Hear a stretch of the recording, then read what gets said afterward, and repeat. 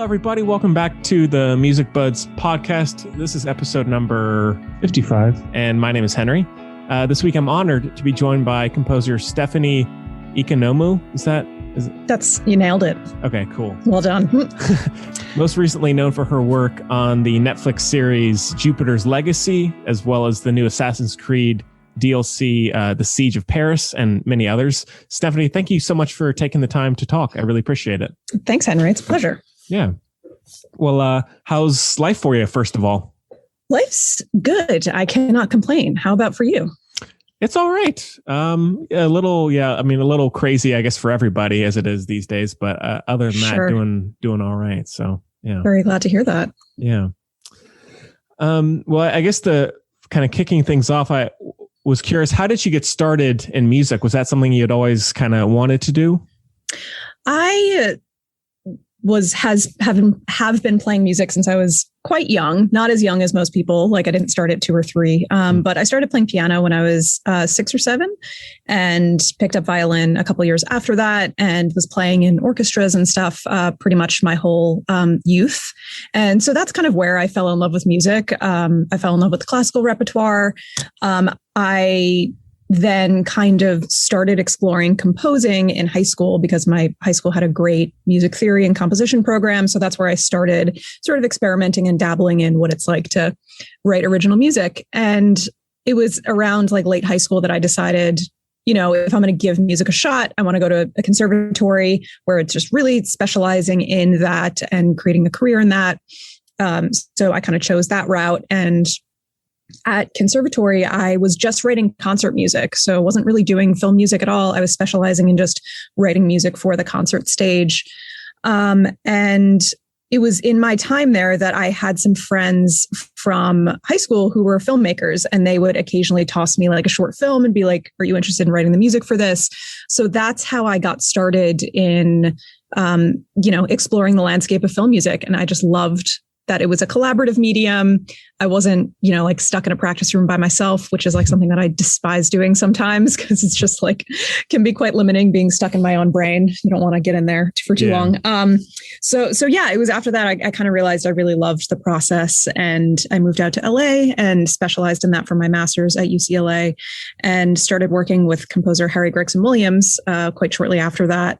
And that proved to be a very, very valuable mentorship and apprenticeship for me because I stayed there for 6 years and was kind of his only composing assistant there in that time. So there's nothing like learning from one of the greats in, a very like intimate environment. It was really awesome. So getting to learn the ropes, like with someone like him working on like huge action films or like thrillers or animations or Disney documentary, like nature documentaries. It was just constantly challenging, and it really definitely shaped who I am today as a composer.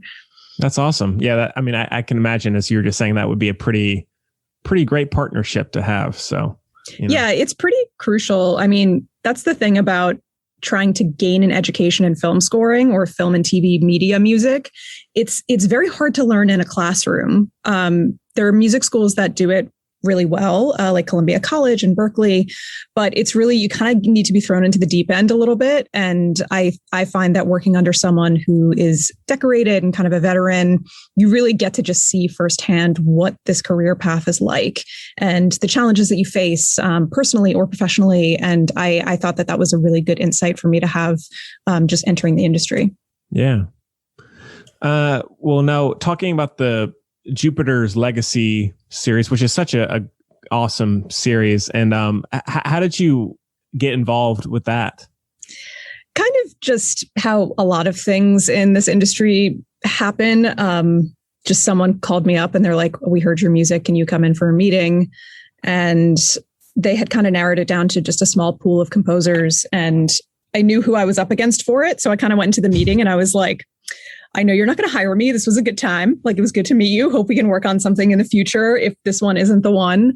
But luckily I kind of just like I sort of hit it off with the showrunner and the producer, and they just hired me. I mean, they fully took a chance on me because I was coming out of Harry's at that time, and I didn't have a ton of like sole composer credits to my name. I had a bunch of additional music credits on all of Harry's films, but they just sort of like took a chance, and they were just like, we like you, we trust your vision for it, and like let's do this. And it was amazing. It felt really good to have someone take that chance on me, because I do feel like for a lot of younger composers, that's really kind of all it takes. It's just like this small spark and just someone who's just like, yeah, let's go for it and see what we can do. And never once throughout the process of composing the score for Jupiter's Legacy did they doubt my vision. Never did they like, make me feel as though I was a lesser rank. Like they just really respected my creative contribution. And that proved to be just a really wonderful working relationship with them. Yeah, that sounds great. And now with the series itself, it is so varied. Like there are so many characters and so many different styles. Yeah. How did you, I guess, go about making something that has so many facets to it, but still has to be relatively cohesive? Yeah, that was the challenge with Jupiter's Legacy, because we're hopping time periods. We're going back to the 20s and 30s, and then we're in present day. So we're seeing this original generation of superheroes in their origin story as they kind of before they have their powers and into them getting their powers. And then we see them in the future, or present day rather, with, their families and stuff. So it was from the early conversations that I had with our showrunner, Sang-Kyu Kim. He was like, we don't want to do like music in the 20s sounding like the 20s. It was like really critical for the score to pretty much sound the same regardless. Like it needed to feel like it was one piece. It was part of the same narrative. So instead of using like flugelhorns and stuff in the past, like I was still using a similar palette to the stuff in modern day, though some of the younger characters, like the younger generation of heroes in the modern day stuff, they has more of like a grit and an edge. Like there's more punk, there's more like, metal stuff musically that was involved that I didn't bring into the past. So there's like a sense of traditional music to some of the older generation, like Sheldon, the Utopian, for example. I set out to write his theme first. And what came out ended up being kind of the main theme for the show, or the main theme for the Union. And it's very traditional. It's like symphonic, orchestral, hybrid, like a solo horn melody, string melody kind of thing. And that seemed to fit him really well, because he sort of embodies this whole, like what the Union kind of represents, which is these traditional values. And as the show carried on, it was important for me to kind of like set up that traditional hero sound and then subvert it as we go. So like we're oftentimes not really hearing it on this like big brass section. We're hearing it like on bells or piano, or like a really distant solo horn, like in reverb. So it's like, this is like a distant memory. Like the world has changed so much since he was like this huge respected, lionized character. So having character themes was really important, because it helped bridge all of the like nonlinear storytelling and the time hopping and all of that stuff. So, whether we're in the past or in present day, those themes still follow them around, even if it's through a different lens. It's nice to hear like someone such as yourself who seems to understand. Not that I'm an expert on it, but just to hear someone talk about how, I guess, complex the process is, as opposed to someone who like might go in and see it. Oh, it's a comic book series, I'll just make the music for it. Whereas like you really seem to have an understanding of what you had in front of you. Yeah, it was a really crazy, like detailed story with so many moving parts that it sort of had to be that way. And this industry can be really wild. Like you could get pulled onto a TV show at the last minute and only have like, a couple months to score 8 episodes. But this one was pretty much as opposite of that as you can get. I got pulled on when they were just like finishing up some stuff, but had really good cuts of all of the episodes. So we sat down, we had a spotting session with all of the episodes before I even started. So I could see how the story was going to unfold, the pace at which it was going to unfold. And then I could plan creatively what I wanted to do with the music later, and then kind of like unwind that so that it felt like one, intentional piece of music, as opposed to kind of just like living episode to episode. They really wanted it to feel like a long feature film and not just, like little nuggets of episodes like a network TV show. So they kind of set me up for success in that way, because I could like tease little motifs or like ideas. And at the end of episode 7, there's this big choral piece when all of the 6 members of the union get granted their powers. And I decided to do that in the spotting session. I was like, it would be really cool to like have a big payoff and like have this be a big choir piece based on the main theme. And then like for the whole season leading up to that, I could use vocals in the score as like teasing this as part of the adventure and part of the journey, so that when we get to this big choir moment, it feels earned and the audience feels like we were, it was there the whole time, but this is like the big payoff. So having the opportunity to do something like that creatively was really gratifying, because sometimes you don't have the luxury of being able to be like, what am I going to do in episode 7 when I haven't even started episode 1? So that was really fun and a rare experience that I probably won't have again for a long time. But it made it much more enjoyable. Yeah. And what's really cool about your music in general is that it really mixes a lot of electronic stuff, but also a lot of more acoustical sounds. Is that kind of a natural mesh for you? Or like, I mean, were there people that maybe when you were younger that you heard that and were inspired by, or is that just kind of a natural interest of yours? Mixing those sounds? Yeah, I think that's like a little bit my bread and butter, I would say, is hybrid music. It's so many composers' bread and butter though these days, but I do think that I was kind of writing some very strange electronic music when I was in grad school that had no acoustic elements whatsoever. It was like definitely like a little bit more avant-garde, and I kind of just loved that, and I loved experimenting with sound. So I think that electronic element has always been part of my like toolkit for composing. That coupled with being, Harry's right-hand assistant for 6 years, he's the king of hybrid music. He like not invented it, but, sort of is just really well known for working in that language. And that definitely influenced how I harness those sounds and couple them with acoustic music. Gotcha. When I'm talking about the new Assassin's Creed DLC, because I with Valhalla, I actually just a few months ago talked to the composer Jesper Kyd. Nice. Yeah, who's worked on so many of them. How did because I'm a huge Assassin's Creed fan, so was it difficult going into it knowing that there were so many composers before you, or was it like you're able to just kind of focus on your own little piece and do it? I was a little bit terrified going into it, not only because I had never done a game before, but because I feel like there were giant composers, like these giants who created this sound, like Jesper and Sarah just like created this sound for the entire franchise. And I was like, wow, this is mind blowing. I mean, what they've done. And I really love their work and respect it so much that coming into it, I was like, why did they hire me for this? Like, am I the right person? There's always that self-doubt there. But, listening to more of the Valhalla soundtrack and getting immersed in the world and the stories, it gave me an opportunity to really just explore a different style and a different world than I'm used to exploring, because the Assassin's Creed narratives allow for that. They allow for more risk taking. They allow for more like raw production, but like super modern. And I've never worked on something that demanded that before. So I was definitely like trying to get my footing for a while when I started out, but I think I found the sweet spot with like getting the right soloists involved, and then just like really playing around with different plugins and just like different processing and stuff. And just kind of having that already established sound from Jesper and Sarah and Einar, like it really made it fun to like be part of that universe, even though obviously I can't touch the music that they do. It was kind of just my interpretation of the story, but within the universe of Assassin's Creed. So it was, I'm very honored to be part of that and to even just like have a game score under the same umbrella as Valhalla with them. Yeah.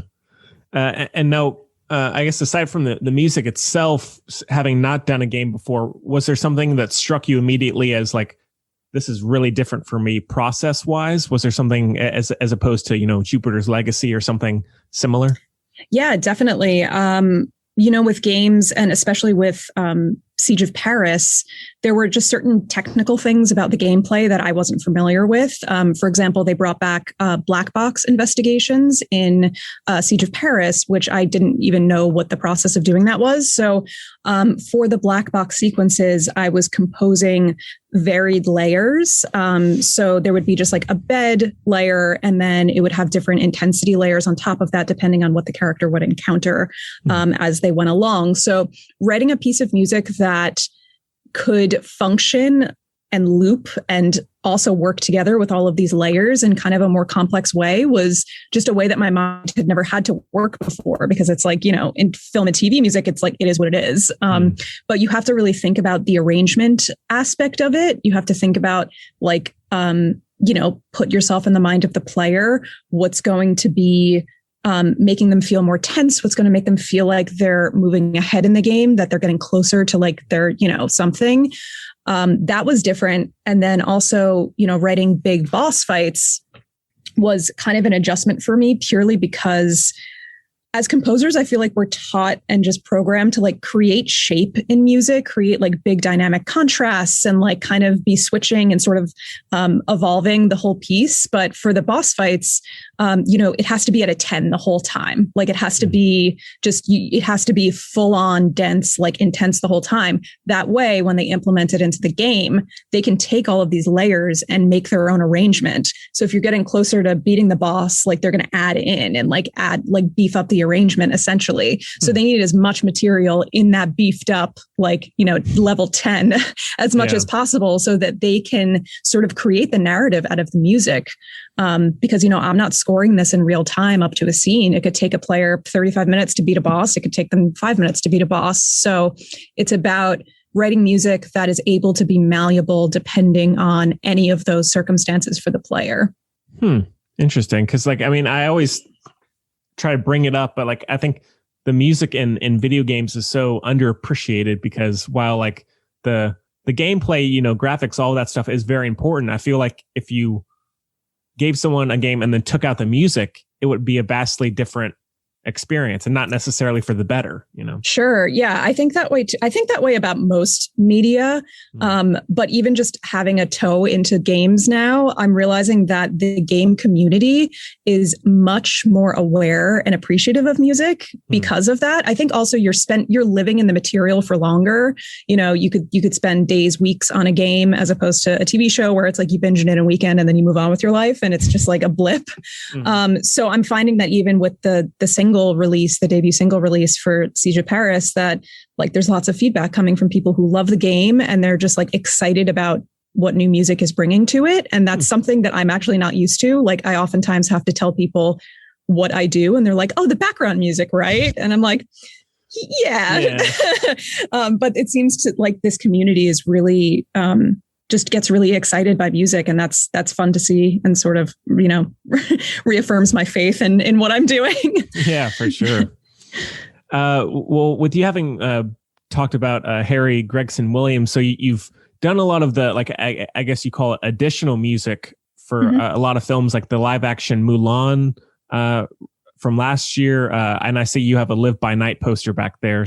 I do, yes. Yeah. And I hear the additional music, quote unquote, I hear that all the time, but I never, I guess, fully understand what does that entail when you're doing the additional music for a film like that?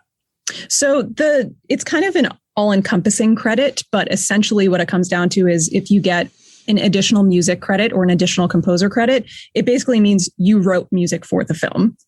Like you wrote part of the score, whatever percentage that might be.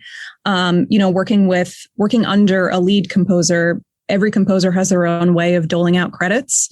So some composers will give like one of their writers an additional music credit for writing 5 minutes of music on the score. Some won't give it to you unless you write 40% of the score. So it's but it is the kind of, I don't want to say highest credit, but it's just like the most creative composer credit that you could receive apart from being, the lead composer. It means you essentially have had a big creative hand in the DNA of the score and writing original music for that score. Gotcha. And with all the films that you've been a part of in that way, are there any standout ones that were either really challenging, really strange, really exciting? I'm sure most of them were pretty exciting, but any in particular? Yeah. I have really great memories of working on this tiny little indie film called Breath, which was directed by Simon Baker. And it was just completely different from anything Harry had ever done, and certainly different from anything I had done. The score ended up having to be done within, I think, like 6 weeks. It was like a quite quick. But the score ended up being kind of like a little bit of rock, a little bit of like string quartet, and it had to be like really intimate and special and different. And it was like a quick ride, but we ended up flying to Australia to record the orchestra there for it, which was really memorable. And yeah, I think I always found those like whirlwinds where you have to get something done in a really like short period of time end up coming out like really, it ends up being quite fun. Yeah. And the collaborative process with Simon Baker was really great. That was a fun one. Like I still have very good memories of that, like staying up late, and like my husband's a guitarist, and like he would come to the studio at like midnight and we would just like, create music together. That was really awesome. Yeah. One of the biggest challenges was definitely Mulan. We were on that one for a little over 2 years, actually. Which is a very long time to be working on a score. So Harry got involved in pre-production because they had some on-screen drumming that they kind of wanted to be pre-recorded so that they could shoot to it. There was like some market music that we had to write that didn't even end up getting used. It's just like some of that stuff where it's like you start the process quite early on these big films because you want the music to be a really big part of just the whole tapestry of the film. And that Mulan, I think, was most challenging just because the narrative kind of shifted a lot. And I think you get that with a lot of these bigger like Disney, Marvel, any of that stuff, those films, that they can just be re-edited 4-5 times over. So, we had a full score many times, and there were just so many parts of it that had to be adjusted or changed, or like themes written for certain characters at the last minute. So there was just a lot of moving parts, and then all of that over the course of 2 years. But obviously towards the end, it got pretty crazy. So it was a challenge, but it was definitely a rare experience to have part in such like a big Disney remake, especially for a story like Mulan, which is so wonderful and inspiring. Yeah. It is interesting to think about, like with what you're just describing of like, when you see a movie in a theater and you see that creation, it's always interesting to think about, okay, what was it like when it first began, and then what that whole process was like, for better or for worse, Totally. There's, unpredictable, I guess. It is. Yeah. It's like, you don't see how the sausage is made at all.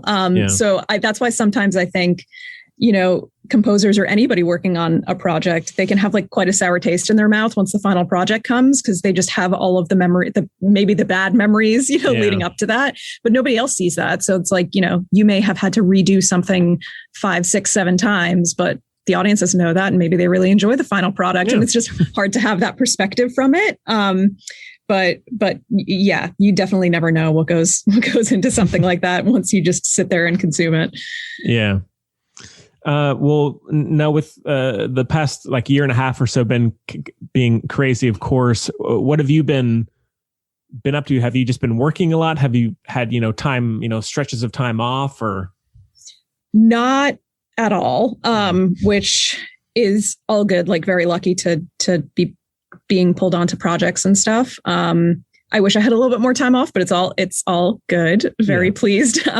It's been an interesting year and a half for everyone.